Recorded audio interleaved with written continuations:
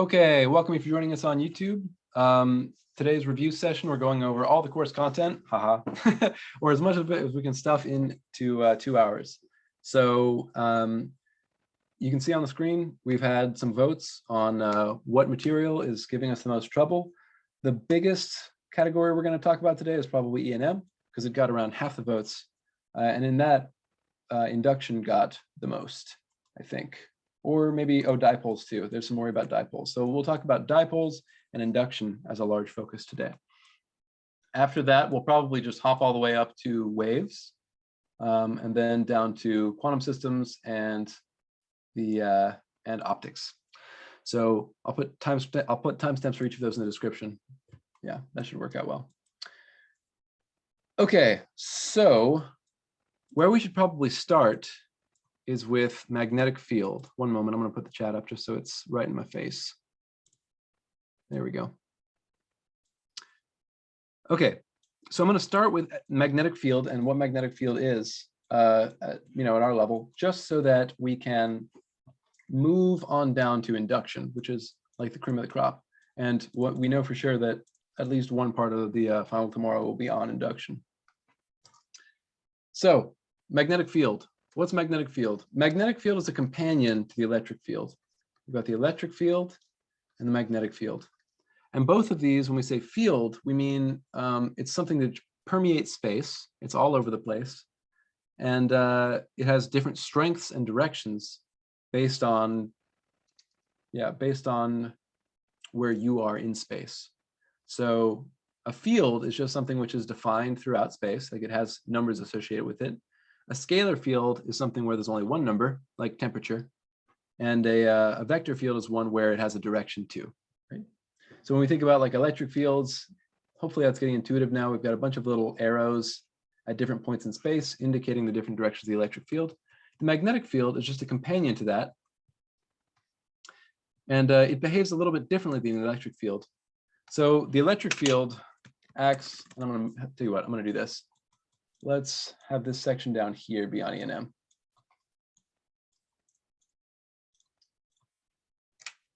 The electric field is a field that lets us know how forces will move, or sorry, how charges will move inside that field. So the electric field is produced by charges and is felt by charges. The magnetic field is a little different. The magnetic field B is produced by moving charges, aka currents, and is felt by moving charges.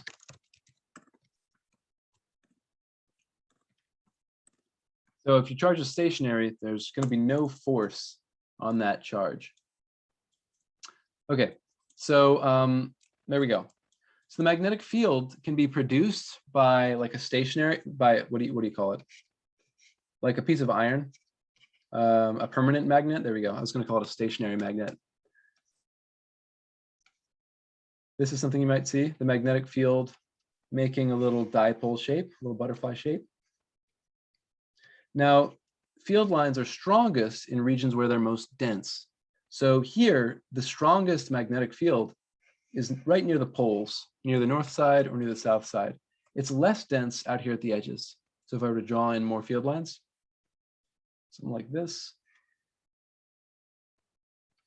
those field lines get less dense as I go out towards, I guess what you might say like the wings of the butterfly, and they're most dense toward the top and bottom. Okay, so that's permanent magnets. That's one way that magnetic fields get produced. The other way is by, here we go. The other way is by a wire carrying some charge,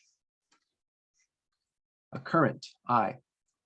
So when a wire carries some current, the magnetic field around that wire makes little circles. So I'll draw it. Let's try to be as 3D as possible here. There we go. The magnetic field, which I'm drawing in black now, makes little circles around that wire. And then the strength of the magnetic field is inversely proportional to the distance from that wire, R. So the equation that describes the magnetic field produced by a wire carrying some current is B equals mu naught times the current amount, how much current there is, divided by 2 pi r. Divided by 2 pi r, where r is the distance to some point out in space. R, the closest distance to the wire. R is that distance. Questions on that equation? Mu naught is just a constant, which we'll give you. So B is the strength of the magnetic field produced by this wire. Mu naught is a constant. I is the magnitude of the current. 2 pi, you know what 2 pi is. And R is the shortest distance from the wire to some point out in space, where you're interested in knowing the magnetic field strength. All good? Questions here? All right, let me get some thumbs. Thumbs up if you're like, this is fine. Thumbs down if you're like snoozing. Or do they have thumbs down? Open mouth if you're snoozing. If you're like, let's speed up a little bit.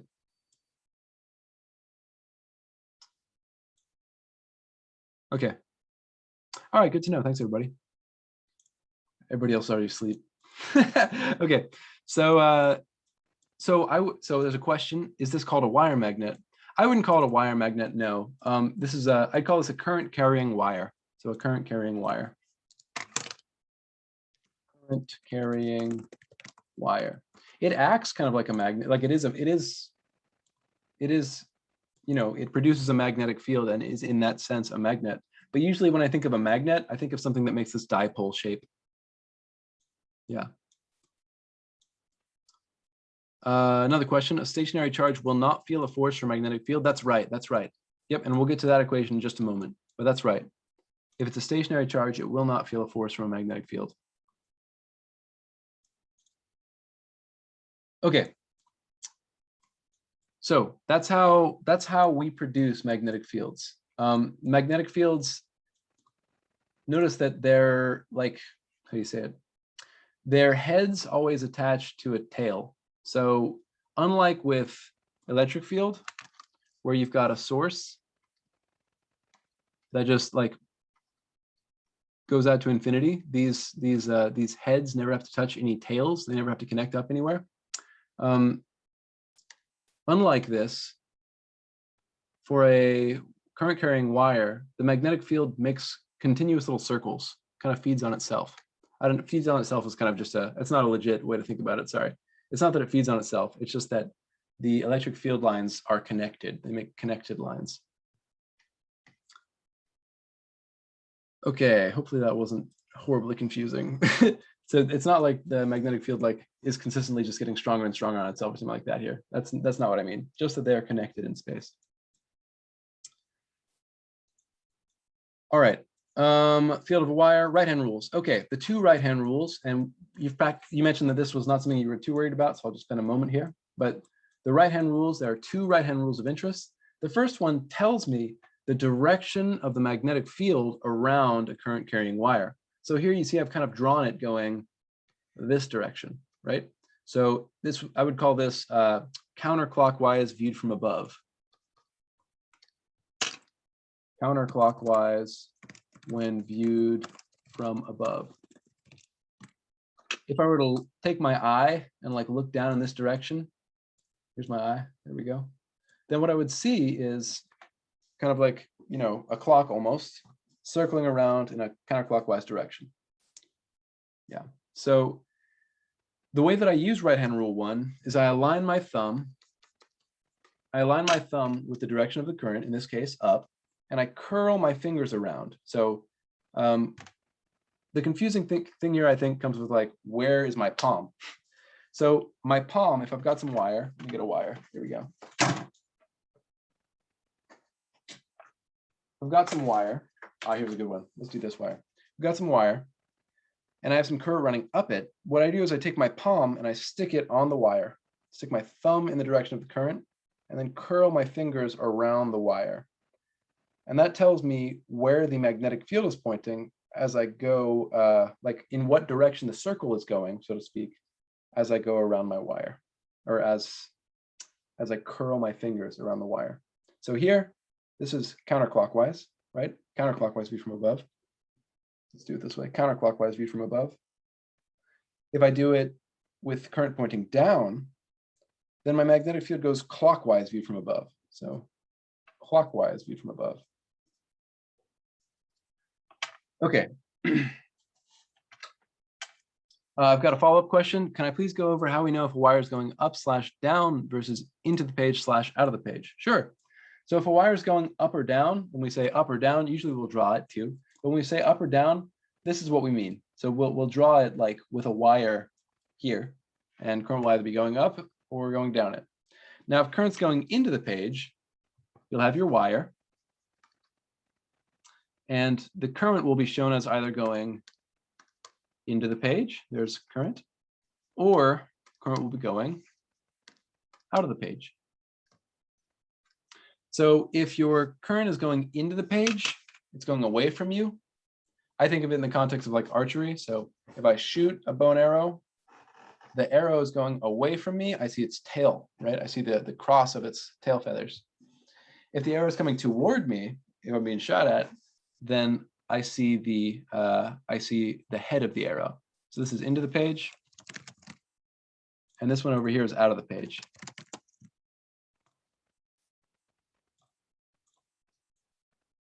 Okay, got some more questions coming in. Let me give them a look. Do we need to specify viewed from above on the exam?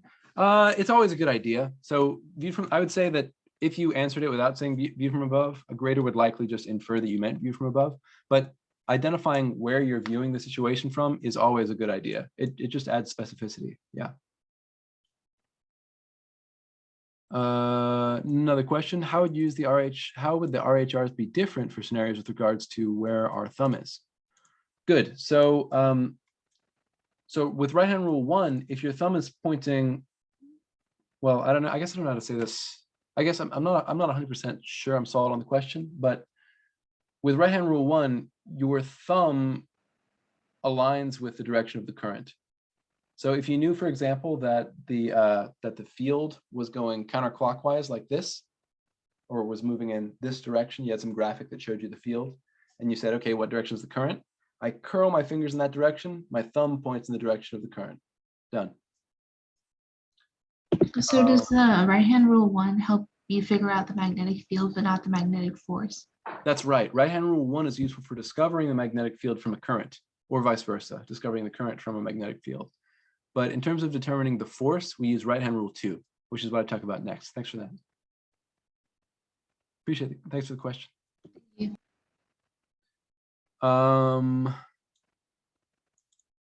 How to find magnetic field when we have 2 wires with opposite current. Okay, cool.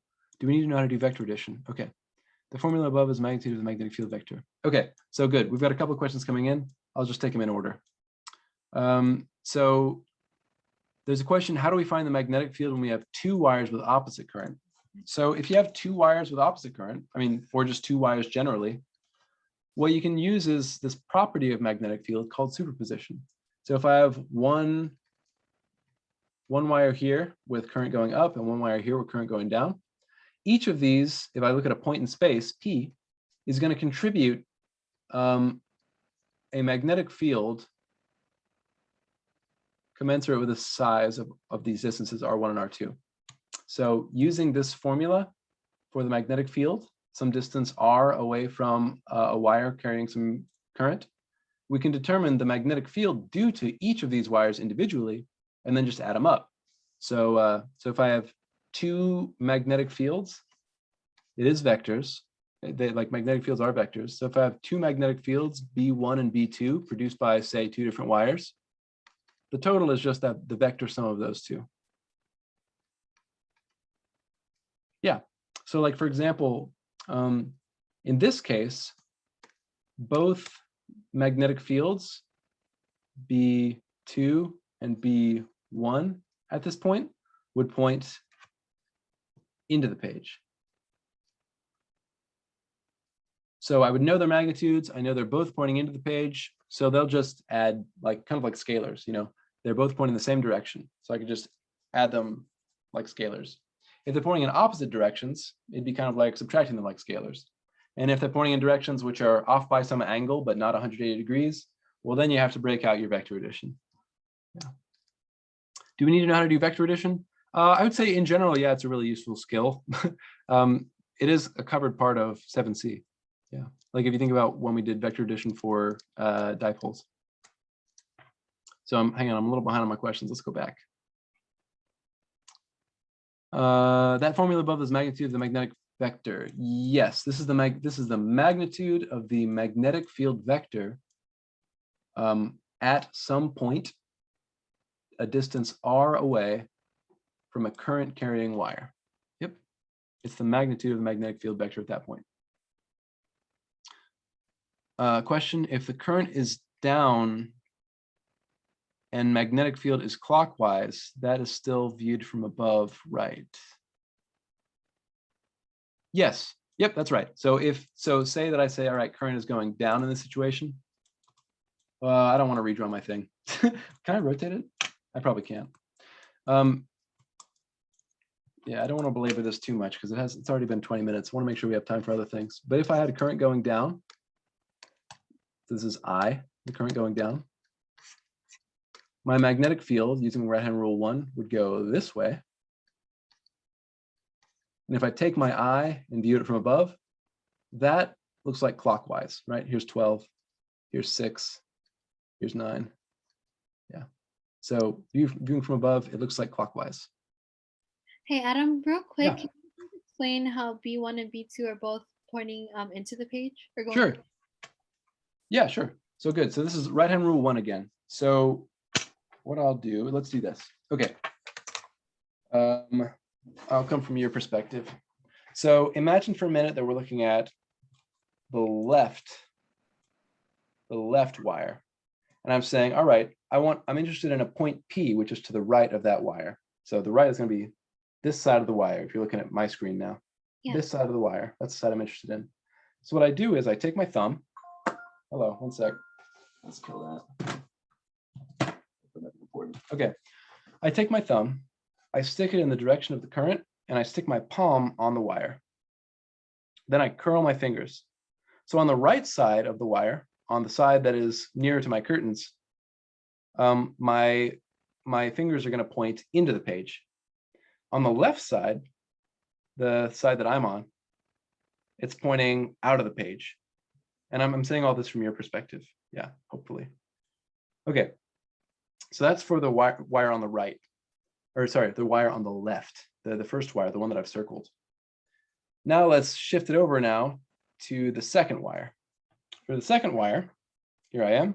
I'm interested in a point which is to the left of that wire, right? My point is over here. My point's over here, which is to the left of my second wire. So again, I can take my thumb, stick my palm on the wire, curl my fingers. So on the right, my field is pointing out of the page. On the left, my field is pointing into the page.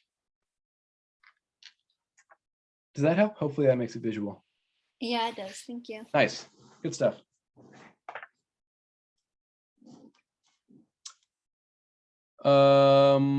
More questions. Looks like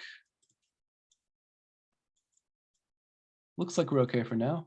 Can you show what the equipotential lines would look like from an above perspective for one current out of the page and one into the page? So one quick thing I want to say, these are not equipotential lines. These are just magnetic field lines. So equipotential lines are reserved for electric field and electric voltage. Yeah. So into the page, if I have a current into the page, and let's make this blue to be aligned with the rest of what we've been doing. The magnetic field is going to do this. B. So again, take your thumb, stick it in the direction that the magnetic field is going. In this case, sticking it into the page, and then curl the fingers of your right hand clockwise, and vice versa for out of the page.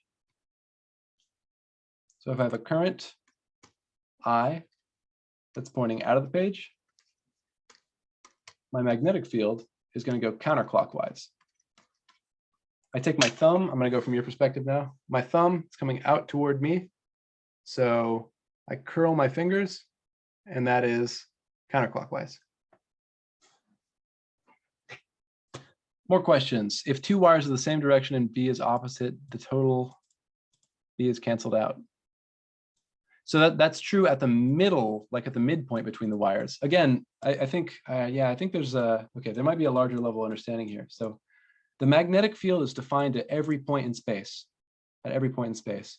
So if I have two wires, they contribute different amounts. They each contribute different amounts at different points in space. Yeah, so hopefully that makes some sense. If two wires are in the same direction and B is opposite, the total B cancel out only at the center point, only at the center point between the two of them.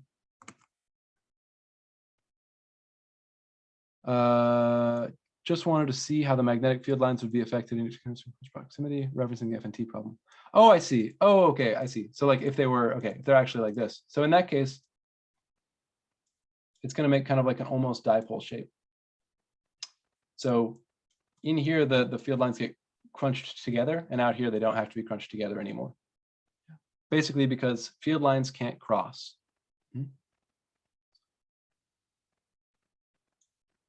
One more question, is into the page versus out of the page always away from out face versus toward face? Yes, yep, that's right. So toward your face means out of the page. Into the page means away from your face. It does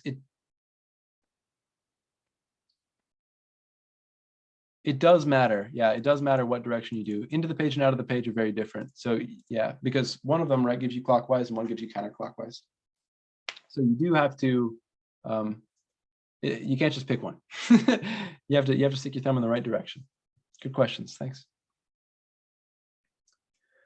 Okay, let's make a move because it's been a minute since we moved. So let's move down to induction. The last part of E&M that we're going to touch on for now. We can come back in a moment after waves and the rest. So induction, what is induction? Induction starts with a discussion of flux. So flux, we'll start with flux. If you liked induction and you didn't like the right-hand rules, too bad, because it comes back. Okay, so what's flux? Flux describes the the amount of magnetic field that's caught by some surface, usually a loop of wire. So it's the magnitude of a magnetic field times an area times the, cosine of the angle between the magnetic field and the surface normal. So let's draw this out with a little picture. So if I've got an ambient magnetic field B, a uniform magnetic field B, and I've got a loop of wire, which I'll just make a square for fun, but a loop of wire that has some area and an associated normal vector n, which points out from the surface. Then, and here's the, sorry, this is the magnetic field B. Here's a little mini B vector. The angle between them is just this angle. It's the angle between the normal vector, the thing that makes an angle of 90 degrees with the surface, no matter which way you measure, and the magnetic field vector. So this is our theta in black here. Okay, so that's flux. When is flux biggest? Well, flux is biggest when theta is 0. And when, yeah, that's basically it. So flux is biggest when theta is 0. It's minimized when theta is 180. So you have the most negative value of flux at 180 degrees. Flux is 0 when theta is 90 degrees and when theta is 270 degrees. In other words, when the normal vector points perfectly perpendicular to the magnetic field. So this is an example where that angle theta would be 90. We got questions? So that's flux. Questions?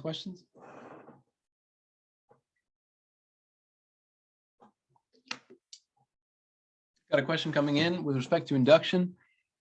Are the only two ways to change the strength of the magnetic field to 1, move the magnet / current within the loop of wire, or 2, increase / decrease the current? So there's lots of ways that a magnetic field strength can change. Like if I'm near a bar magnet, so if I've got a bar magnet and it's producing this shape of field, then if I move my loop of wire from over here to over here, well, that would change the current or the magnitude of the magnetic field. If I just like got a bigger bar magnet, that would also increase the magnetic field. So there's lots of ways that the magnetic field can change. Yeah, there are lots of ways. If I'm dealing with a how do you call this? A current carrying wire, then increasing or decreasing that that current will also change the magnetic field. Yes. Isaac asks, can flux be negative with respect to direction?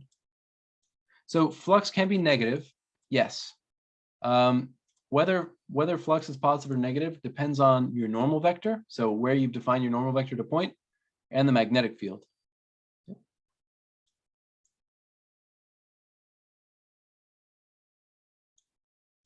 Okay, good questions all. Thanks, you. Any other quick ones while we're here? Yeah, I have a clarifying question. Yeah. So the direction of the A vector is in reference to the normal surface. That's normal right. vector, So right? to write it out, and this is kind of like vector notation, which I don't know if we're really super comfortable with. But the area vector is the magnitude of the area, so the area of the surface, times the normal vector, which the normal vector has length 1. But again, like this is all kind of getting too technical, I think. But yeah, the area vector points in the same direction as the normal vector. Does that answer? Is that all right? Yeah, thank you. Yeah, sure thing. So the theta that we use is from the normal magnetic vector, and it's the angle between that and then the area vector, correct? So yeah, one piece of terminology though is so the angle is between the magnetic field, so just the magnetic field evaluated at the surface. Okay. And the normal vector. That's right. So the normal vector and the area vector point in the same direction. Yeah. Thank you. Yeah. Thank you. In this case, so I've got some questions. What does the N stand for? N stands for the normal vector, which points in the same direction as the area vector, if that's more comfortable. Yeah. Is the flux, oh, another question is, so it's not the number of loops at this stage. No, Sydney says. Okay. Is the flux at max when theta is 0 and 180? So the flux magnitude is maximized when theta is at 0 and 180, right? Because cosine at those values is either 1 or -1. So that's when it's biggest, magnitude-wise. However, the flux is maximized only when it's at the most positive value. So when theta is 0. Yeah. Good stuff. Okay, thanks, y'all. Cool, there's flux. Now, induction. Induction describes the way that a voltage is produced within a wire that causes current in that wire to flow. So there are basically two parts of induction, two interesting parts of induction. The first is determining current direction. Current flow in a loop of wire. The second one is determining magnitude of what's called the electromotive force, aka just the voltage across the wire. Voltage across the wire. EMF, electromotive force, but it's not actually a force, it's a voltage, so I prefer to just call it voltage. Okay. So the current flow in a loop of wire. The equation we like to use to kind of remind ourselves how this works, how do you say it? How induction works is the following. So we say the EMF, the electromotive force, which is a voltage, is the negative change in flux over time. So this is change in magnetic flux over time. Should I also have an N in front? Okay, so the n, hang on. So let's write it two ways. We also have this one, but this is for a wire loop with n turns. So if I had like not just one loop of wire, but like a bunch of loops of wires, sorry, a bunch of loops that were all composed of the same wire. So you imagine I got my little wire here, and then I do turn, turn. So look at my camera now. Turn, turn, turn, and one more turn. I've got n equals 5 for this loop of wire with area A. So it's just like the number of turns in a loop of wire. Yeah. Does that help, or is that still a little weird? Oh, that helped. Okay, good stuff. So, but for a single loop, for just like one loop of wire that's not, connected to other loops, it's just the change in flux over time. Change in flux over time. So the negative here is to remind us that the EMF induces a current which is opposed to the change in flux. It's opposed to the change in flux. So when you've got a problem on flux and you're trying to determine current direction, there are basically only two things you need to determine. What's the flux at the beginning of the process? And what's the flux at the end of the process? Okay, so say for example, and I'll just use one of the examples that you probably saw in DL. Say for example that I've got a piece of wire, a circular piece of wire, that I move into a magnetic field which points out of the page. So say I move it this way. So initially, the wire is just kind of sitting out there in empty space. So what's the flux at this point? What do y'all think? Hit me in the chat. Yeah, we got no flux, right? Because there's no magnetic field lines that pass through this wire. Now let's say that in my final situation, I'm going to do some Zeitboard magic here. Let's say that at the end of this interval, my loop is just inside of this field. So in order to calculate the flux, what do I need? I have flux equals B times A times cosine of theta. First thing I'll need to do to calculate this is find this angle. So the angle is the angle between the magnetic field and the area vector. What do y'all want to do? You want to do area vector into the page or out of the page? Let's do thumbs up for into the page, open mouth for out of the page.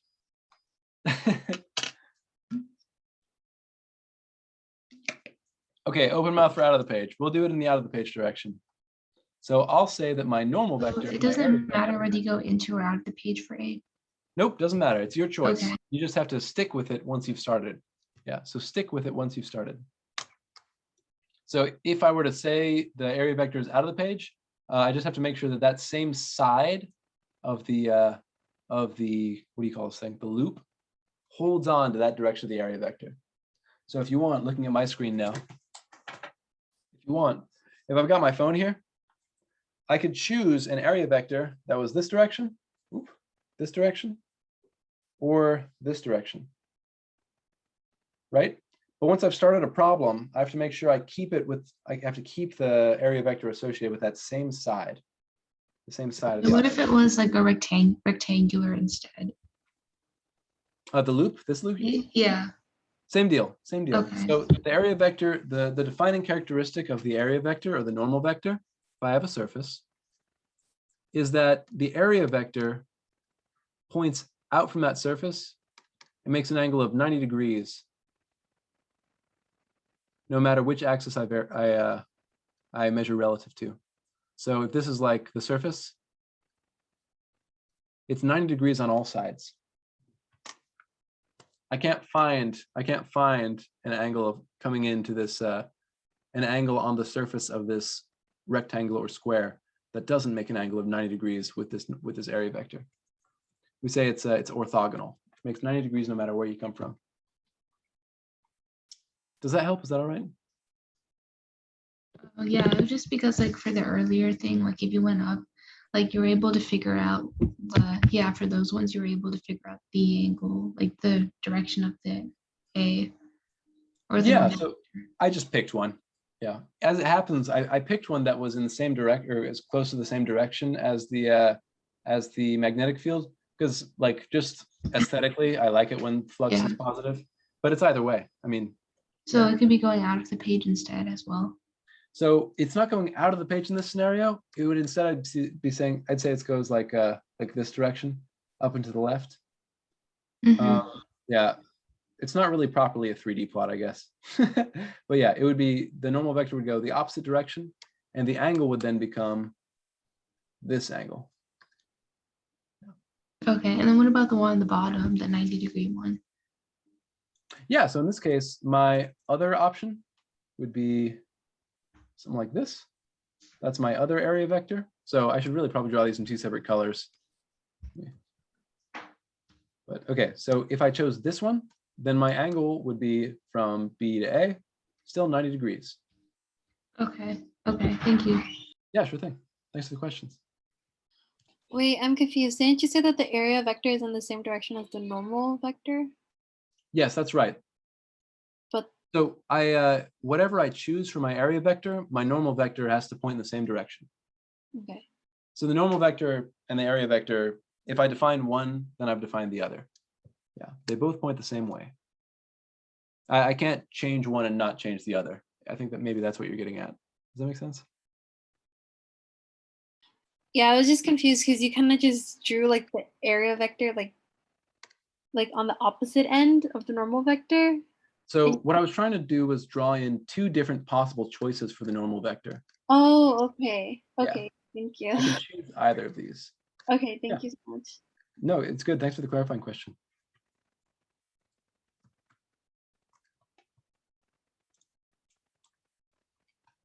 Okay, just to clarify, there will always be an induced current as long as there is a change in flux, right? Yes, that's right. So there's always an induced current as long as there's well, so they have to be connected. Let's put it that way. If you've got a connected loop, if you've got a loop that, is connected, or not even necessarily connected. If you have a loop that encloses some space like this, if you have a loop that encloses some space and you got some area inside, and there is a change in flux, then you will have an induced current. Yep. It may not last For very this long. bottom diagram, when would you have the A pointing towards the right or the left? Can you say one more time? For this bottom diagram with like the things going out of the page, when would Yeah. you have the area going right or left? So, okay, good. So the area, you're looking for kind of like a counterexample. So the area could point to the right or left here if I rotated my ring, rotated my little wire so that, boom, something like that might happen. So the area vector, if I rotated it, kind of like, let's see if I can find another prop. Oh, I think I know what you're saying. Yeah. Yeah, here we go. It's looking at you like this. If I rotated it this way, my area vector would point to the right or to the left. Okay. Thank you. Sure thing. Thanks for the questions. Okay, I'm gonna make a commitment. I want to be off of this stuff by 6 so that we have at least an hour to go through the remaining parts of the course. Okay, so I found the flux. So let's just find the sign of flux. So here, if I've decided that my area vector points out of the page, which is the same direction as my magnetic field in this case, then the angle is going to be 0. It's going to be, in this case, just nothing. So cosine of theta will be 1. Since these two, magnetic field and area, are both the magnitudes of these two vectors, my number for flux total at the end is going to be positive. So recalling that the induced current opposes the change in flux. So let's talk about this, change in flux. The change in flux is flux final minus flux initial, which is going to be a positive number in this case, minus 0. So the change in flux is positive. That means that I'm going to want to induce a current. Therefore, the induced current will seek to reduce the flux. And then I'll just say as a mechanism, by producing a magnetic field that goes in the opposite direction of the normal, aka area vector.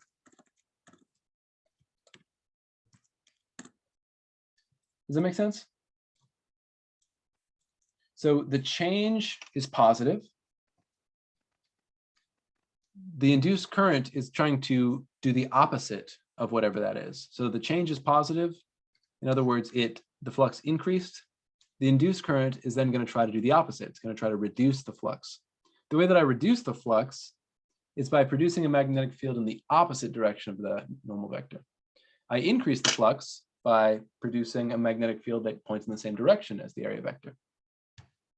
And to see that, just recall our flux equation, BA cosine theta. If I induce a magnetic field in the same direction as the area vector, theta is 0, and I'll have an increase in my flux. It'll be positive. If they point the opposite direction, if I have a magnetic field which points in the opposite direction as my area vector, it'll be a negative number for that part of the flux. It'll be a negative contribution. Okay, so the induced current seeks to reduce the flux. How am I going to reduce the flux? Well, I would need to induce a magnetic field. I'll say this is going to be B induced in blue here. I want to induce a magnetic field in this area, which points into the page. That's the opposite direction of our area vector. The opposite direction of our area vector. That's going to reduce the flux and thus oppose the change in flux. It's going to oppose the change in flux. So flux going from here to here increased. The system says, I don't like that. I want things to be the way they were before. So they will oppose that change by producing a field into the center here. Okay, now right-hand rule 1, what kind of direction of the current produces that kind of field inside my loop? So what I'll do is I'll take this piece of wire. What I want is for my fingers, so stick my palm on, I want my fingers to point inside the loop into the page. So what does that? And I'm doing this now with a loop in my camera if you aren't here. So palm on, point my fingers into the center. That's into the page. That means that the induced current is going to point this way, which is, what is that? That is clockwise. Clockwise. So there we go. Here's the induced current.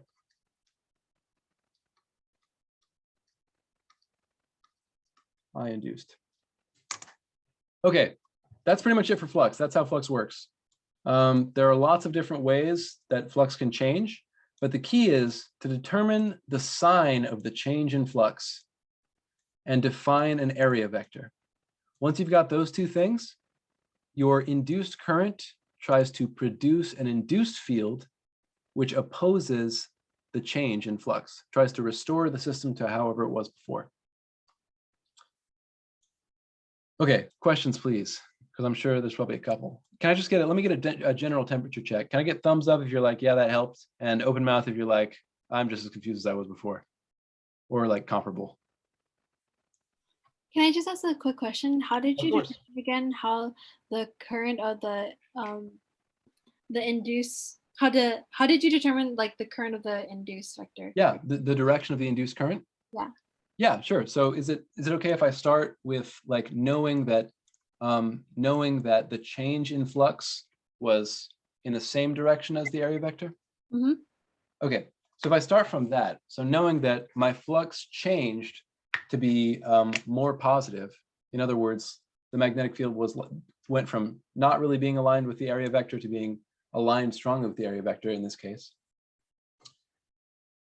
My induced current is going to oppose that change. So that means that the magnetic field inside of the loop needs to oppose the change in flux. In this case, opposing the change in flux, opposing the increase in flux to a positive value, means producing a magnetic field which points in the opposite direction of our area vector.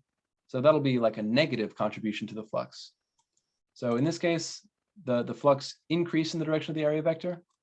Here, we're going to try to decrease it in the direction of the area vector. So go the opposite direction of the area vector. So the area vector points out of the page. That means our magnetic field is going to need to point into the page. That's what I've drawn here with this blue. From there, I use right-hand rule 1, but instead of using right-hand rule 1 from the perspective of, okay, I have a current, let me find a magnetic field, I'm going to use it from the perspective of, okay, I have a magnetic field, let me find the current. So what I'll do is, I'll take my wire, and I'm showing this here just as an example, but hopefully you can do it on paper with me, or if you have your own wire. And what I'll do is, from your perspective, I'll take my hand, my palm, stick it on top of the wire, say, or stick it wherever, but I'm going to stick it on top. And then curl my fingers in the direction that corresponds to into the page, inside the wire. So I'm curling my fingers inside the loop so that they are into the page. There we go. Now that my fingers are curling into the page inside the loop, all I have to do is look at my thumb. My thumb is pointing this way, right? This way, which is clockwise around the wire. Does that help? Yeah. Still tricky? Yeah, sure thing. So we said that the magnetic field was out of the page. Yes. So what I would say is like the ambient magnetic field, the red stuff here, Yeah. that's Yeah. out of the page. Okay. I was wondering what would happen if instead you had a side view of the surface. So it was going, the normal vector was going towards the right instead of just. Sure. So if I had something like, oops, like this. Yeah. Would it be like 90 degrees? That's right. So then it would be at 90 degrees. Yeah. Okay. So at 90 degrees, you can kind of look at our flux equation here. So it would be At 90 0, degrees, right? just like in the Okay. previous part. Yeah. So the flux would drop to 0.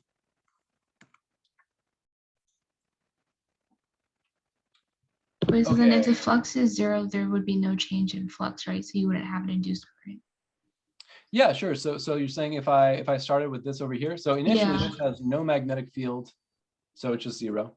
And if Mhm. I enter this area over here with that vector pointing to the right, well, my area vector and my magnetic field Yeah. still have flux of 0, or still yield a flux of 0. Yeah. Okay. Times 90. Yep. Okay, what else? Question, could you go over how to tell how flux changes when the angle changes? Yeah, sure. I mean, so yeah, in general, I mean, I guess it's kind of a similar question to that, honestly. But so in general, if you change the angle, flux starts out positive when the angle is 0. It starts out at B times A. This is flux on the y-axis here and angle on the x-axis. Starts out at a maximum and then drops to a minimum and then comes back up to a maximum at 2 pi, or I'll put it in degrees, 360 degrees. So as I like rotate a ring, say, in a magnetic field, I start with positive flux when the normal vector and the magnetic field are aligned, and then as I rotate around, it drops down to 0, and then eventually to a negative number and back up to full. Sorry, I had another question. Okay. If you're increasing in flux, does that mean that the induced magnetic field will be opposite in direction to the external magnetic field? So if you're increasing in flux, will be Yeah. opposite to the direction of the external magnetic field. So no, not necessarily. Not necessarily, no. I have a counterexample, but it would kind of take a while to explain. Okay, because But, like for this example, wasn't it a positive change in flux? So That's then right. it was going out of into the page, which is the opposite direction of the external magnetic field. Right. Yes, that's true in this case. So in this case, the external magnetic field is pointing in the same direction as the change at all times. Yeah. But it's not true always. Yeah. So it's really important to think about the change in magnetic field most. The change, or not the change in magnetic field, sorry, the change in flux most. That's really the fundamental thing. So then how do you determine which direction is positive? The direction that's positive is set by your area vector. That's perfect. Okay. Yep, that's right. Okay, thanks. Yeah, thank you. And that's your choice. So you get to pick the direction of the area vector. One last question here, and then I'm gonna ratchet us away. Erica asks, if there's a decrease in flux, the induced B field would point in the same direction as the external magnetic field. That's right. Yeah, exactly. Sure. So if there's a decrease in flux, the induced, so for example, if I were to move now this object further out of the field, then the decrease in flux would yield an induced magnetic field inside, which points in the same direction as the old external field. So that's a good counterexample. Yeah, thanks, Erica. Okay, I want to ratchet us away. That's enough time on flux. Let's head over to the rest of the class. Okay,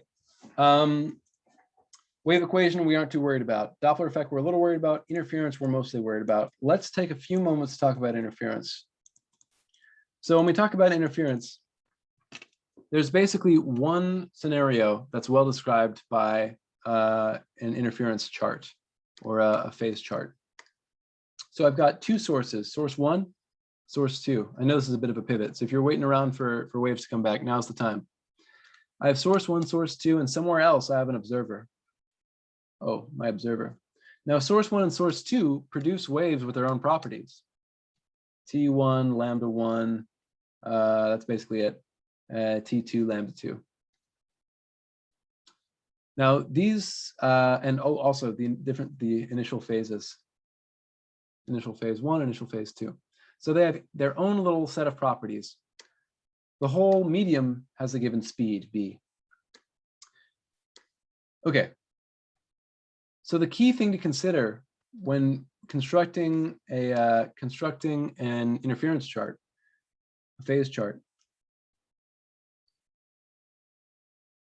the main difference, besides the difference in initial phase sometimes, is the path length difference. So the path length difference is the difference between the two distances these two sources have to the observer. The difference in the two distances from the source to the observer.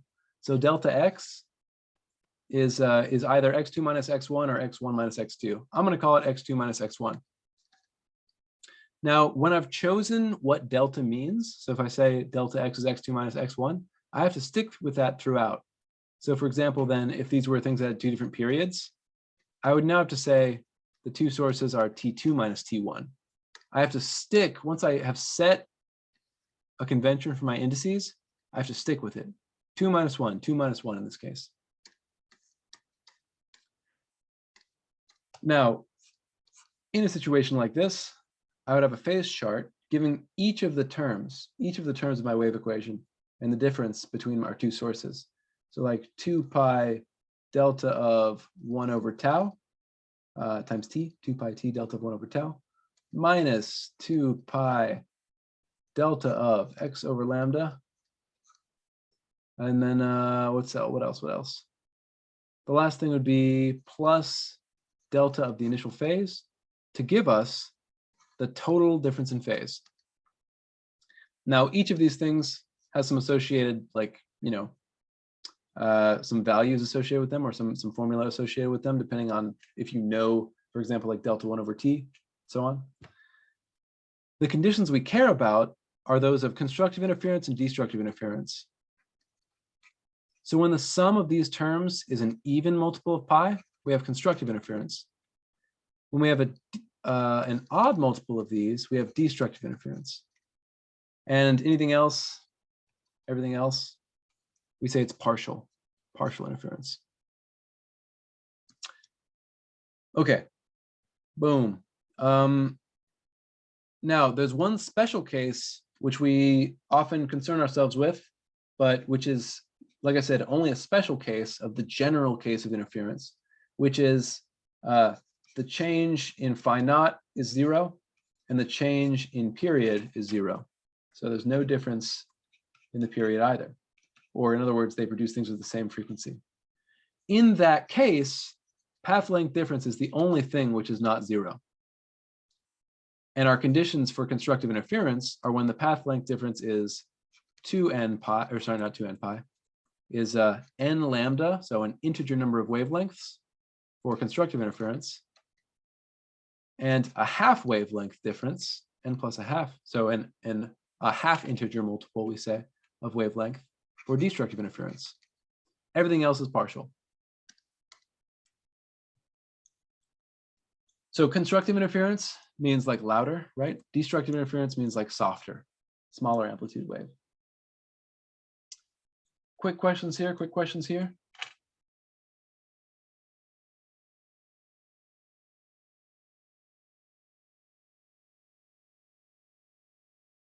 Trying to decide on a threshold for what to kind of cut out and keep.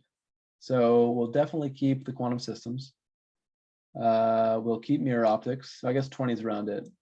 Let's do this. Yeah, something like this. I think that'll make sense. Around 20. Because we've got 45 minutes left. And we've still got to hit dipoles and such down here. Yeah. Okay, so I'm going to set a line in the sand. We're done here by 6:35. I've got a question coming in. So T is different only when the waves are at two different frequencies. That's right. T is different. T is different only when the observer is observing two different frequencies from the two sources. Yep. So it's all this diagram is all made in reference to the observer. It's what the observer is observing. The observer observes some periods coming off of these two waves, observes some wavelengths, observes some initial phase differences. Or rather, observe some initial phases. I need some water. My throat's gonna get scratchy on me. I'll be right back. Hang on. More questions if you got them.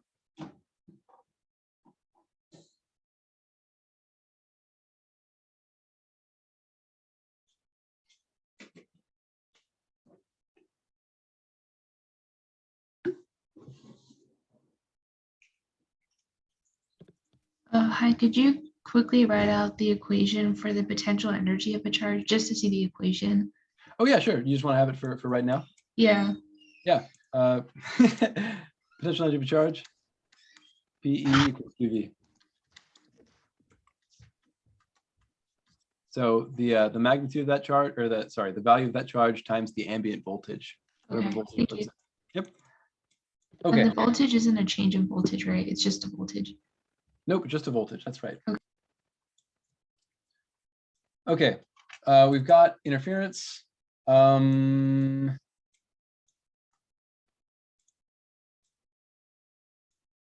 double slit, is it worth it? Tell you what, we'll come back to Young's double slit if we have time at 6:35. So first thing we'll hit is the de Broglie relationship. Oh yeah, you're right. Doppler's in there. Good call. Thanks. Doppler meets our 20 requisite requirement. Okay, so what's the Doppler effect?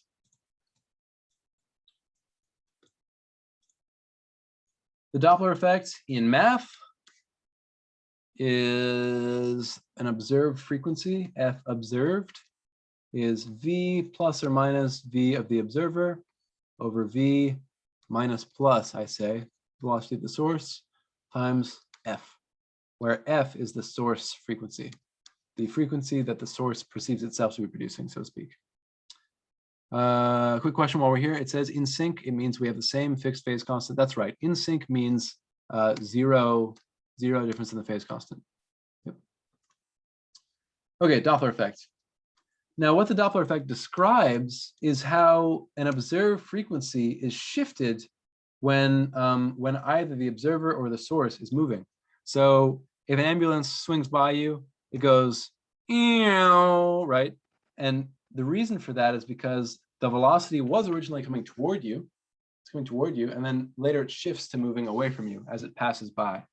So it describes how frequencies get shifted by the two individuals' velocities, the observer and the source. So yeah, so I always, the first part of any Doppler problem is always setting up who's the source and who's the observer.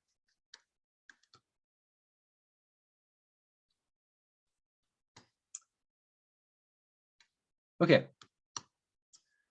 And these two have velocities, V observer and V source.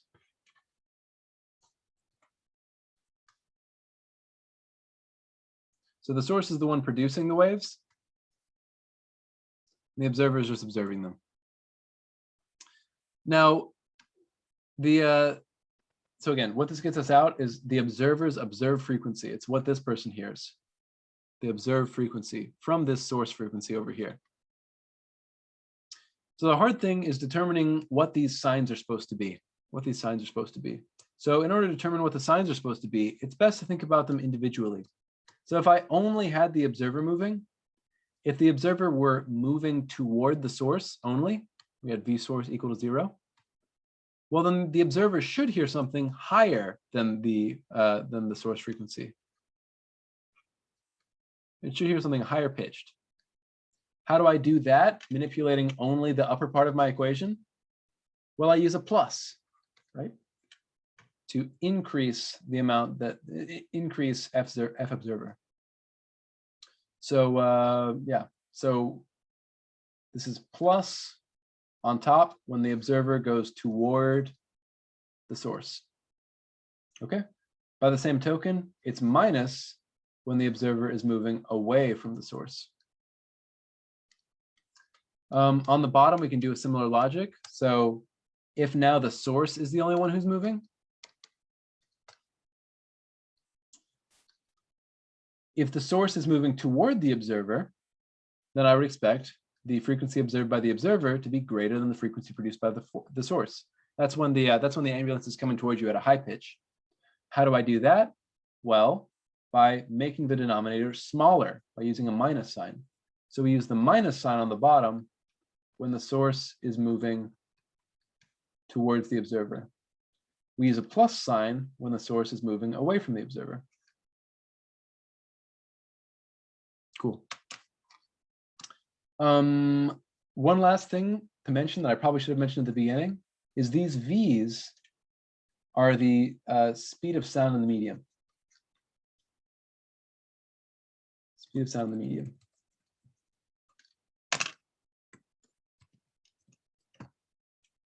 Okay. And one very last little piece of nuance that I'll add is that both of these velocities, the observer velocity and the source velocity, have to be measured relative to like the ambient medium. So like it's measured relative to the medium. Yeah. So like if you have like a gale force wind, or like you know how the wind like takes your words away, right? It makes it so that people in front of you have more trouble hearing you, and people behind you can hear you easier if it's not too turbulent. Same deal. It's the velocity measured relative to your source, or sorry, measured relative to your medium. Because the medium's the one carrying the waves. More questions on Doppler? And then we've got about 4 things to cover in about 15 minutes. So I'll have to be speedy. De Broglie's fast. Okay, I also know we're running out this hour and a half. How are we doing? Can I get some morale checks? Thumbs up if you're like, I can do it. Open mouth if you're like, I might drop out. Not of the class, of course. Just the call. All right. I see how it is. It makes sense. I'll also be uploading this to YouTube soon. So if you do want to come back to it, feel free. Okay, the de Broglie relationship. So, or people say de Broglie. I don't know how to say it. But the de Broglie relationship, what is this? This is a statement about like all massive material, all matter, and even stuff that isn't massive actually. It's that the energy, here we go, is HF. Energy is HF. Wait, double check me here. No, it's not about all matter. What am I talking about? The de Broglie relationship is specifically for massless things, isn't it? It's for photons. Sorry. That's so funny. Okay, so energy is HF. Wow. Energy is HF. Now, this is for like photons. And am I thinking about this the right way? Hang on. I was thinking, what happened to the equation where energy is equal to HF divided by wavelength? Is that like the same thing? Yeah, so for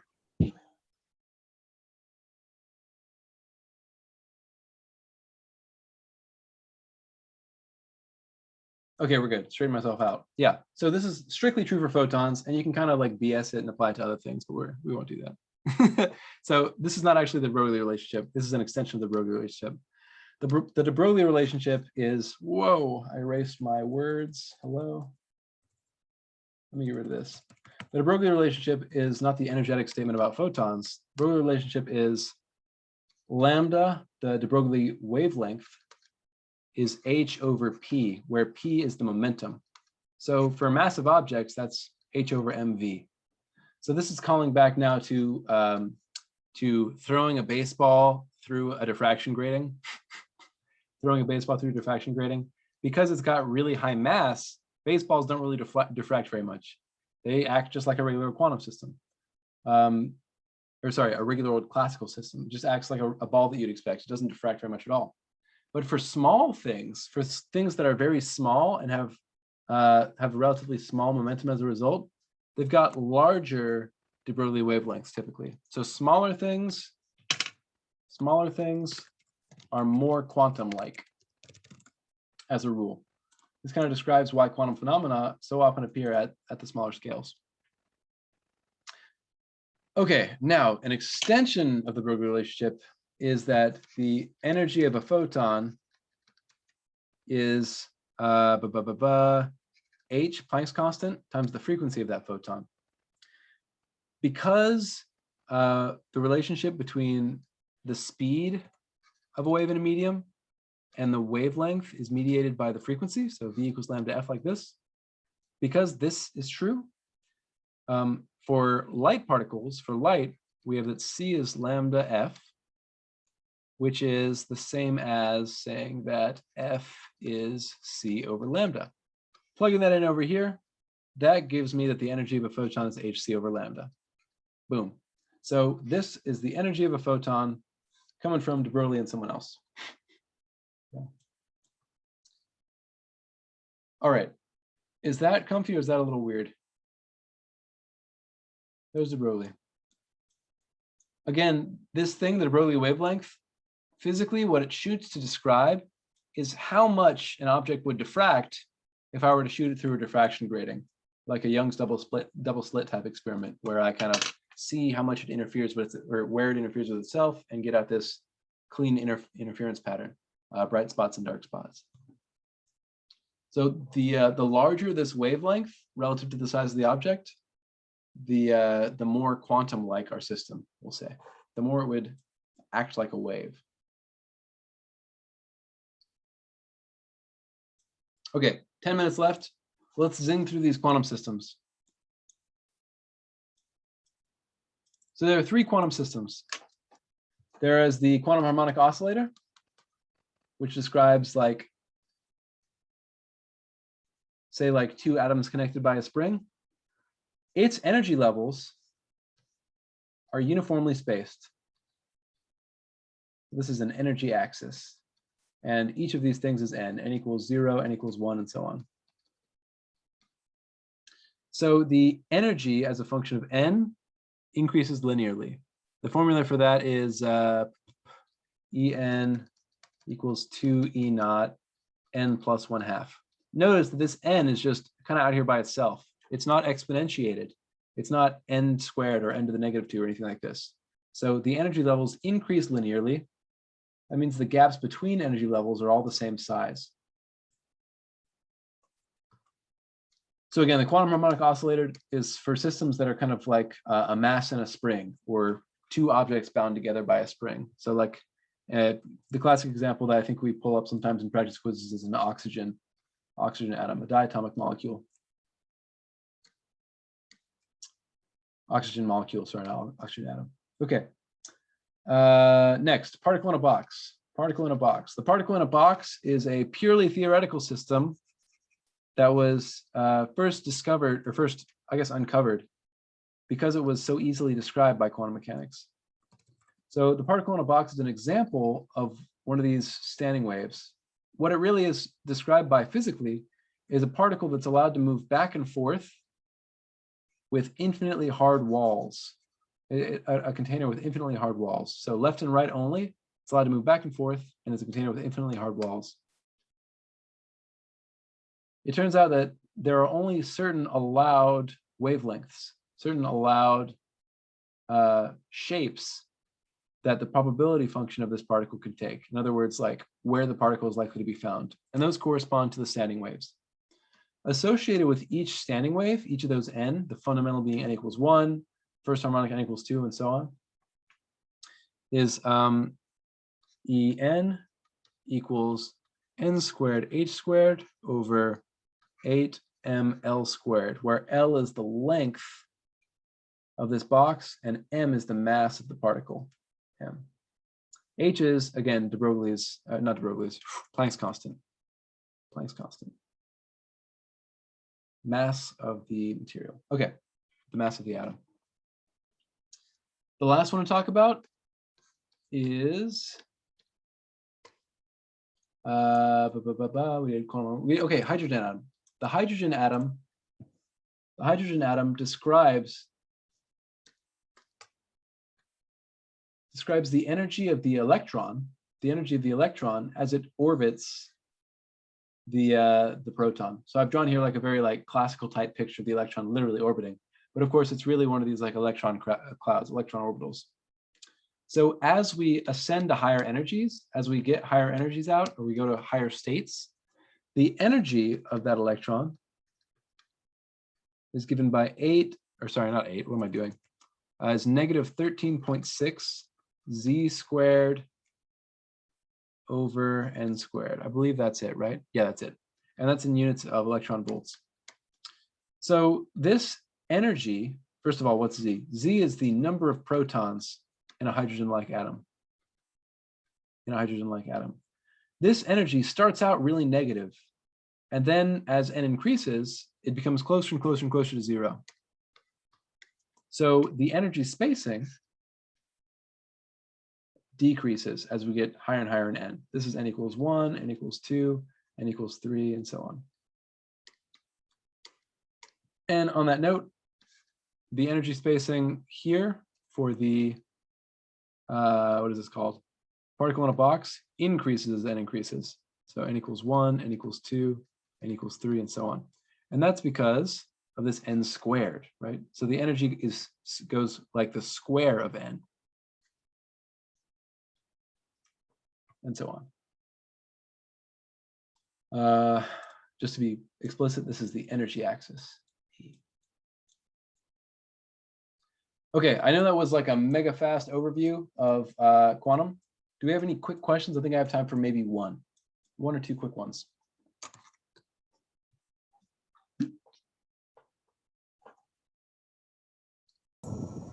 So in the particle in a box, the En that is given, that's like the energy of the probability function, or it's the energy of the state of the particle. So the state of the particle is described by the probability function. Yeah. So okay. If you said the energy of the probability function, I mean, it's maybe like a little bit, I wouldn't even really call it wrong. It's just like misordered a little. So the state is described by the probability function, and the energy of the state is given by this thing. Okay, got it. Thank you. Is that okay? Mm-hmm. That's kind of just language though, so to some extent, it's like, who cares?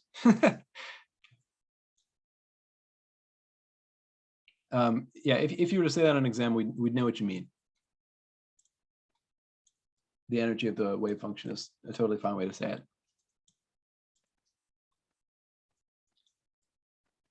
Okay, last things, mirrors and lenses, and then we'll pop down for one last round of E&M. So mirrors and lenses. We've got 20 for mirror optics and 16 for lens optics. They're both described by two main equations. So there's the mirror lens equation, which tells me it's a relationship between where objects and images are when I have a mirror or a lens system. So in the case of a mirror system, first of all, let's talk about real and imaginary, or not real and imaginary, real and virtual images. So here's a focal length. A real image is one for which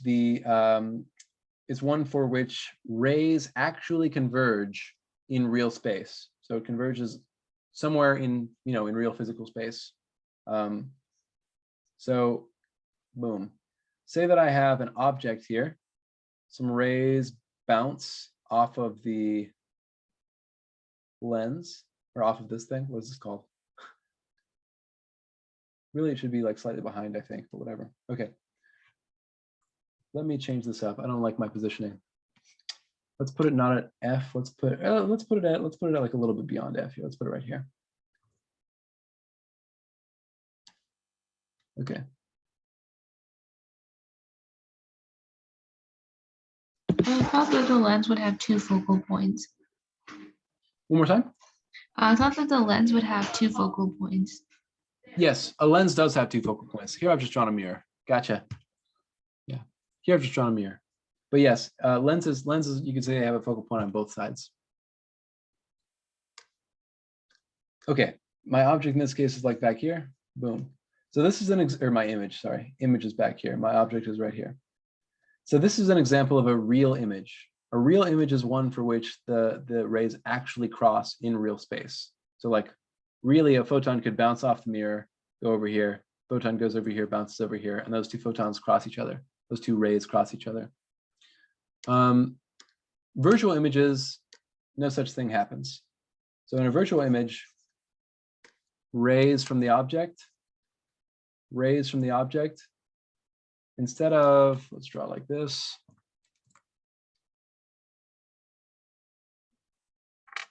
Instead of rays from the object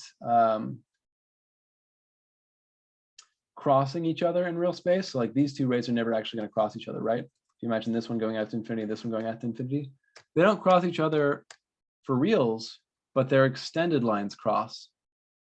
In other words, there may as well have been something back here that produced these two photons. In this case, we have a virtual image.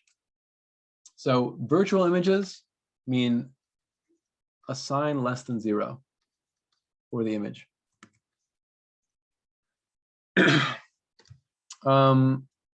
Cool.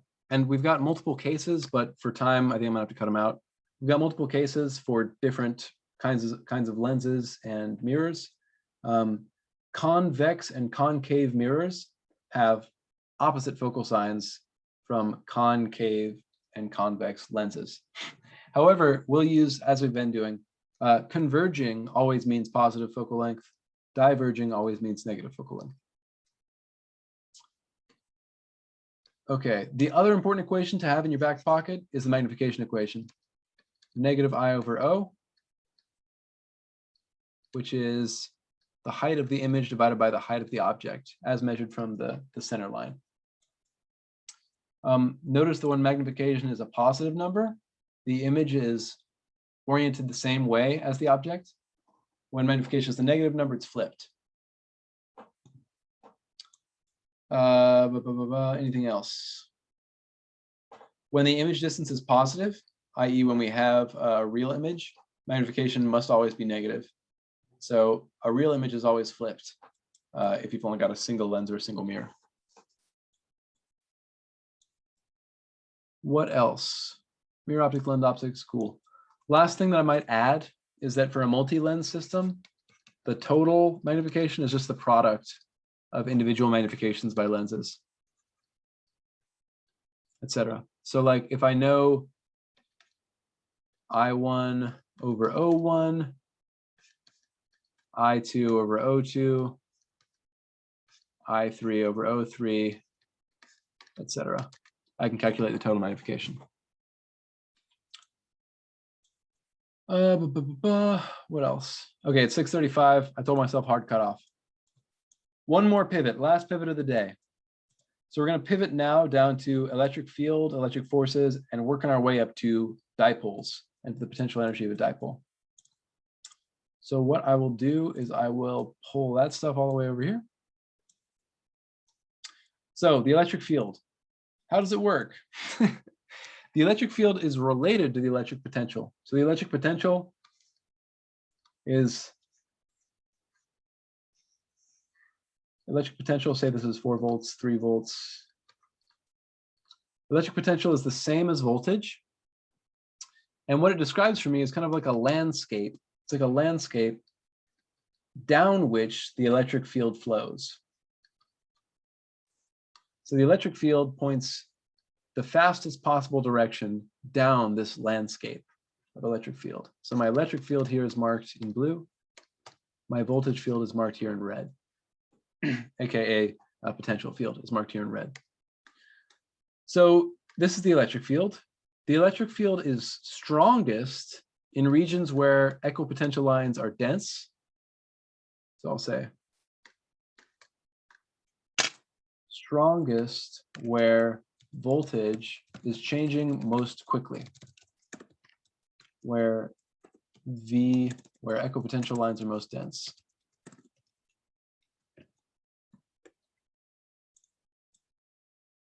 There we go. So, in the quiz example, the region where the electric field was strongest was where the equipotential lines were closest together.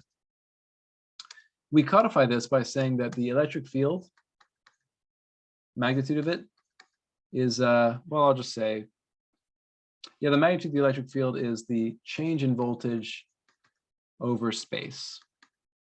So as I go from like left to right, say, that lets me know the component of the electric field in that direction. What else? Brain is turning into a little bit of mush. Formally, using some vector notation here, we say it's the gradient, yuck, which is like a slope of voltage. It's like the slope of voltage. Or we can be a little bit informal and say something like this. It goes downhill. That's what this negative sign tells us. There's the electric field. Questions about the electric field so far. Electric field is produced by charges, and it's also felt by charges. Wait, what is the delta sign in front of B? Is that? Yeah, so this is okay. This is a calculus concept that's kind of outside the scope of the course, but just to be super formal for future, if you're interested, you can feel free to take this. This is like a slope. It's a slope in more than one direction. It points me the fastest way downhill. So if you, yeah, we never actually ask you to calculate this, but as just a piece of knowledge, this is telling me I'm looking at the fastest slope downhill in a voltage field. Is that okay? A little iffy.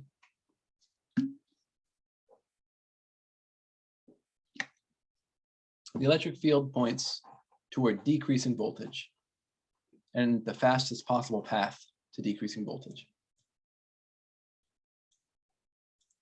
Okay, now what's the point of an electric field? The point of an electric field is usually to figure out how a charge is going to be affected. Like, how is this particle going to get moved around if I've got some other charges around? So the force on a charge in an ambient electric field is given by QE. So we've got an electric field, and I've got a little charge sitting in that field. My force is going to be the magnitude of Q times that electric field. So the force on a charge in an electric field always points in the same direction as that electric field, or the opposite direction if it's a negative charge. So for example, a negative charge here, force is going to point the opposite way because Q is a negative number. The E vector is going to point the opposite direction of the F vector.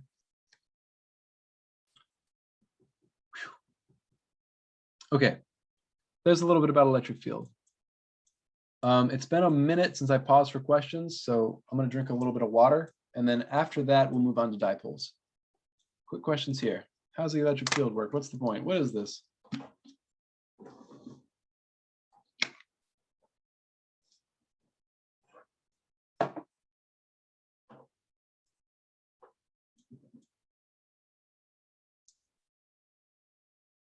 Okay, questions might be a little slow to come in. If you're typing them, feel free to keep it up.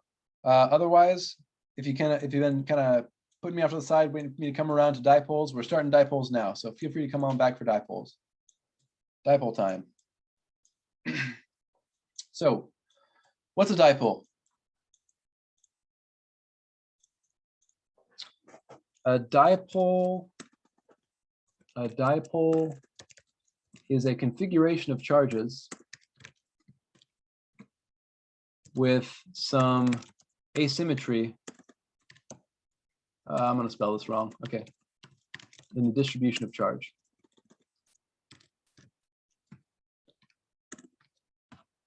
So that's like kind of a gross, like overly wordy way to say it. But so a dipole is basically just when I've got some collection of positive charge that's some distance away from some negative charge. This is the simplest possible dipole. The simplest possible dipole. So the simplest possible dipole is just one positive charge and one negative charge separated by some distance d. The dipole moment, P, the dipole moment points from the negative charge to the positive charge, points from the negative charge to the positive charge. And for a very simple system like this, if I've just got one positive charge plus Q and I've got one negative charge minus Q, this should be a D.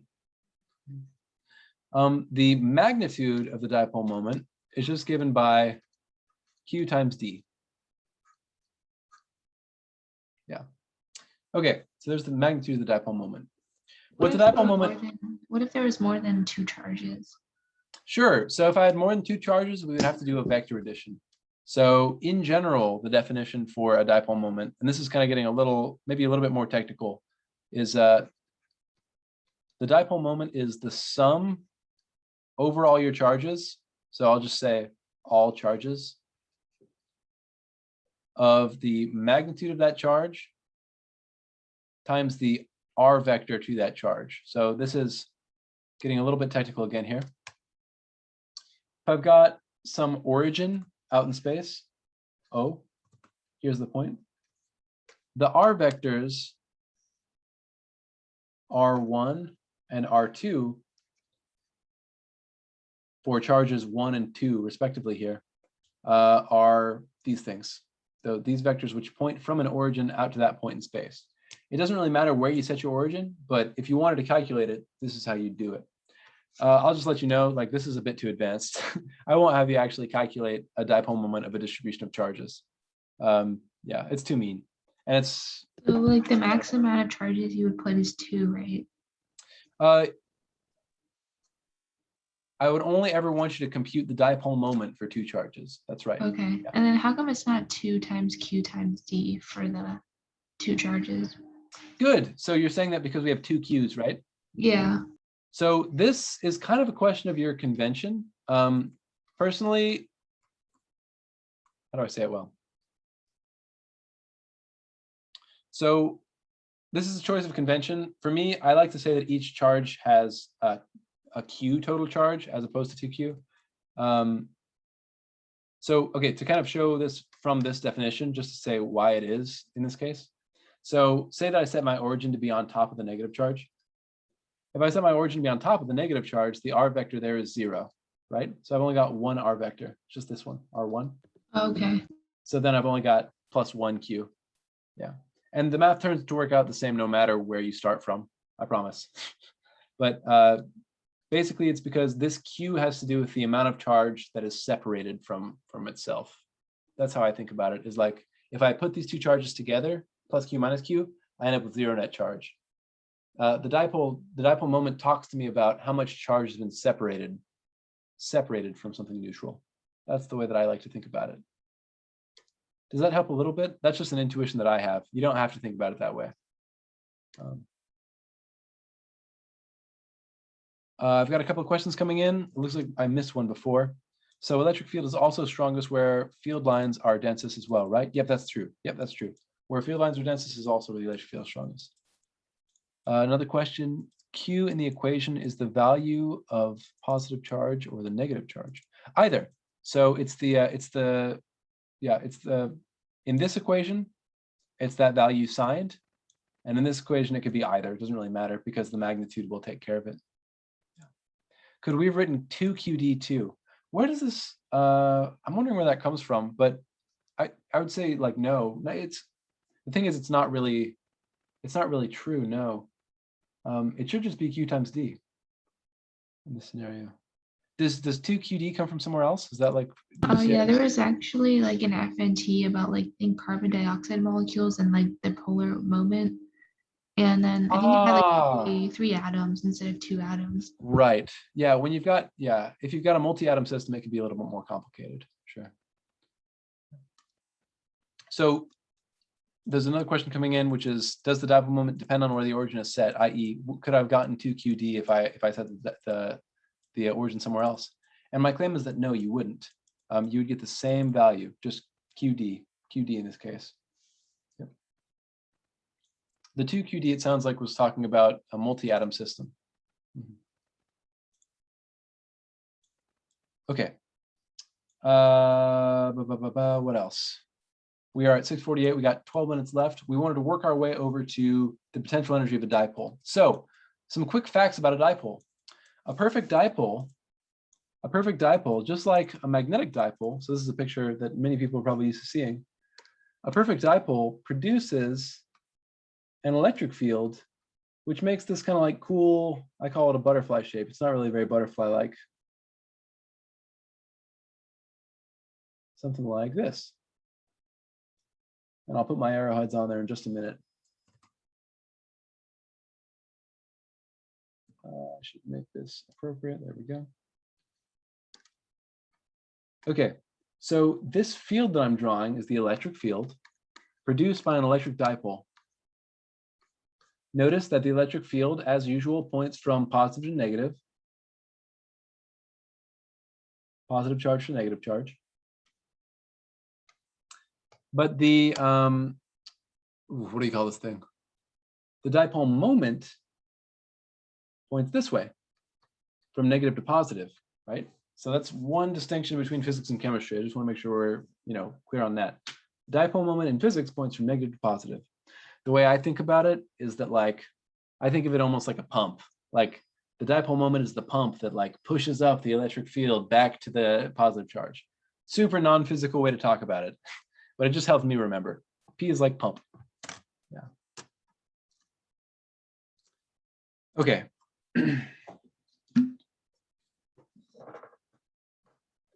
So in this case, is the electric field going in the opposite direction as the dipole moment? So I wouldn't, the electric field goes, okay. The electric field goes different directions depending on where in space you're talking about. Okay, but in this case, right? So the dipole moment doesn't really live in the same space as the electric field. I'm talking about it kind of like it is, like I've drawn it in here, but the dipole moment just describes the dipole. If it helps to think of this area inside as opposite to the dipole moment, as like a good way to think about it, that's okay with me. But yeah, the dipole moment doesn't, like, in general point in the opposite direction of an electric field or something like that. No, it just points in the direction from net negative to net positive charge. Is that okay? It might be a little bit pedantic, but the dipole moment just points from negative to positive charge. If you think about the dipole moment as occupying the space between the two charges, then yes, it would oppose the electric field. Yeah. Sorry, could you repeat that last bit? If you think about the dipole moment as if it were occupying the same space as the electric field, then yes, it would oppose the electric field. Okay, Between thanks. these two, yeah. But there's no real physical intuition beyond that, though. It's just kind of like another way to memorize the direction of the dipole moment. Okay, I think now we're finally ready to take on the potential energy of a dipole. So let's just write out a formula first, and then we'll try to talk about it. So the potential energy of a dipole is given by P times E times negative cosine theta, where theta is the angle between P and E. Okay, so I want to be really clear. This equation does not describe this scenario. No, does not describe this scenario. No, no. So this equation describes a dipole in the presence of an external electric field, not the dipole interacting with its own electric field. So as an example, if I had an electric field that is an external electric field, E, and I had some dipole whose dipole moment P pointed this way, P, then let me go ahead and draw this in. Boom, there's E. The angle between these two fields would be this angle, this little angle that I marked here. The angle between the dipole moment and the external electric field. There's our theta. So the potential energy of a dipole is going to be smallest when the positive charge on the positive side of the dipole gets to go along with the electric field. It wants to point, it wants to kind of move in that direction toward the electric field. Wherever the electric field is pointing, that's where positive charges experience a force. The negative side of the dipole is going to experience a force the other way, right? Negative charges like to go toward higher electric field, or sorry, not toward higher electric field, toward higher potential, and thus the opposite direction of the electric field. So these two forces are caused by the dipole trying to minimize its potential energy. The potential of the potential energy of the dipole is minimized when the dipole has relaxed so that the positive charge is pointing in the direction of the electric field as much as possible, and the negative charge is in the opposite direction of the electric field as much as possible. So an example of a situation where we have minimal potential energy is this one. Positive charge here, negative charge here. My dipole moment now points in the same direction as the electric field. The angle between them is 0. Is it because the positive charge seeks higher potentials? So the positive charge seeks lower potentials. Positive charge seeks lower potentials, but I mean, yeah. So how is it related to the electric field then? The electric field points toward decreasing potential. So the electric field is that slope thing, negative dV over dx. It points toward decreasing voltage. Decreasing voltage. So if I were to draw in the voltage field, just for fun, if I were to draw in the voltage field, it might look something like this. Okay, so the positive is towards the decreasing potential. So the positive is towards the decreasing potential, right? Yes, the positive one wants to go toward decreasing potential. Okay. So it would rather be closer to, like, how do you know it's aligned horizontal, like 0 degrees? So the 0 degrees thing, what I'm talking about is aligning a dipole with an ambient electric field. Okay. So if you think about this thing as kind of moving around on a circle, so think about, like, here's a little circle that describes where they could be. We can think about rotating these two charges so that they're opposite each other around the circle. Let me get, I have the perfect things for this.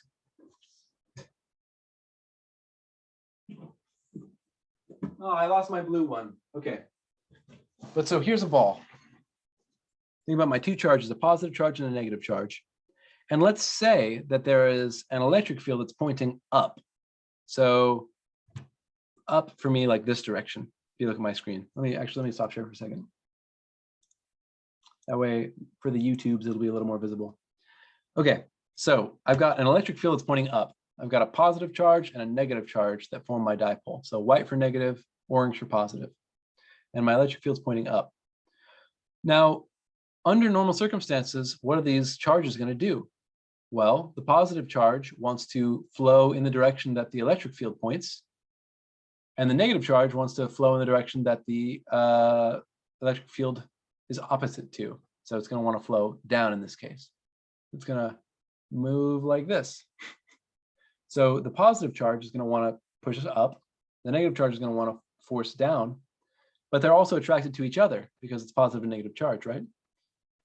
So the ideal position for a dipole system is one where the positive charge is pointed as far in the direction of the electric field's direction as it can, and the negative charge is pointed as far in the other way as it can get.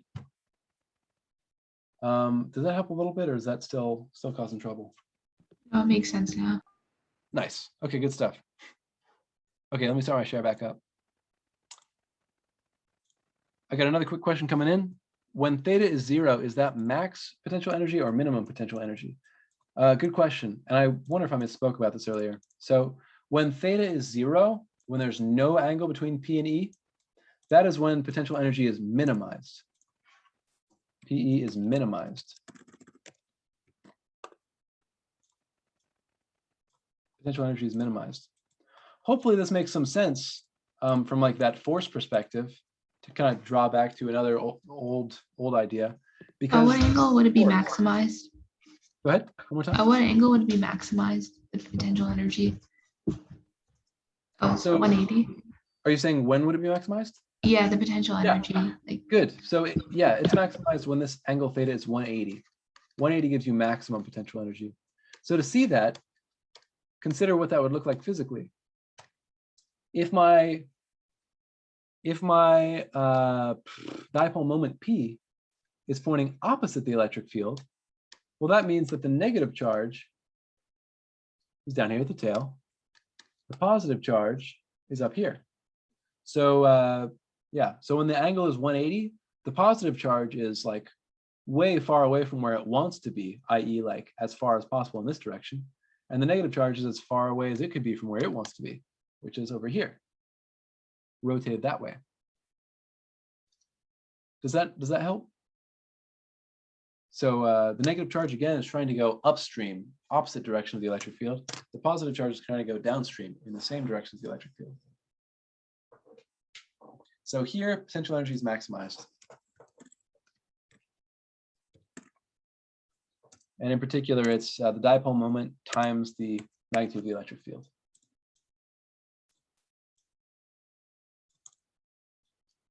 Which is kind of funny, isn't it? PE and then P times E. Yeah. P for the dipole moment, E for the magnitude of the electric field. Okay. Any other quick questions about that stuff? Is that okay? So I think part of the worry about the dipoles may have come from the quiz. So I can talk about one of those scenarios again if you like. Will that help? Yes, please. Okay, so what I'll do is I'll go ahead and we'll take just one scenario. By the way, if you're sticking around to be polite, it's now 7. You don't have to be polite anymore. But yeah, but I'll keep going for another probably 3 or 4 minutes here. So say that I have 2 dipoles. And what I'll do is, let's say I have, let's do this. Let's do something like this. And I'm interested in knowing if I nail this dipole in place. So this one's stationary. Stationary.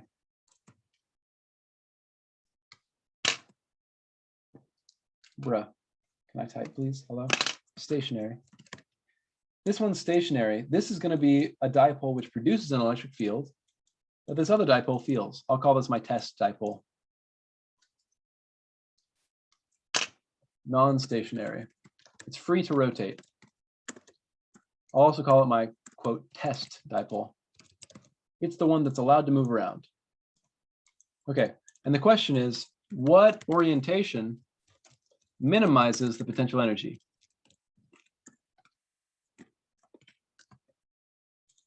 What orientation minimizes the potential energy? So this dipole over here, this one feels a magnetic field, feels the electric field produced by the stationary one.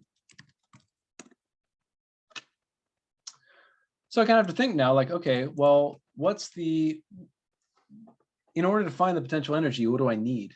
The potential energy of a dipole is given by P times E times cosine of theta, which is the angle between them.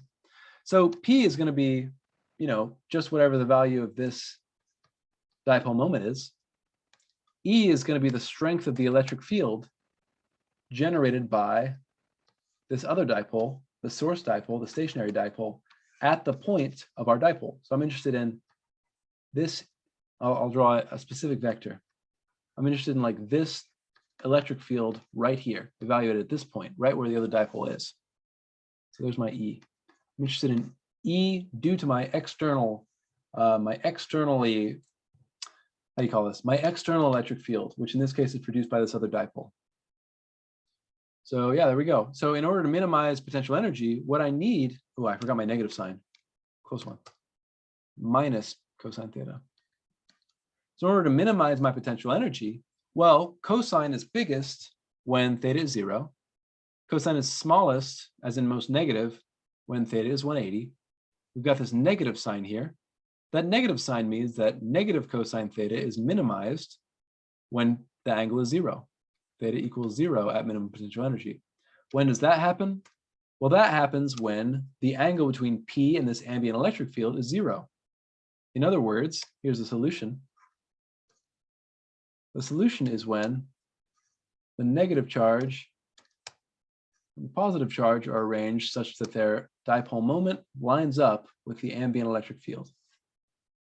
And that's all there is to it. Okay, so I'll go ahead and pause there. Let me give a quick look at the question, see if there's anything coming in.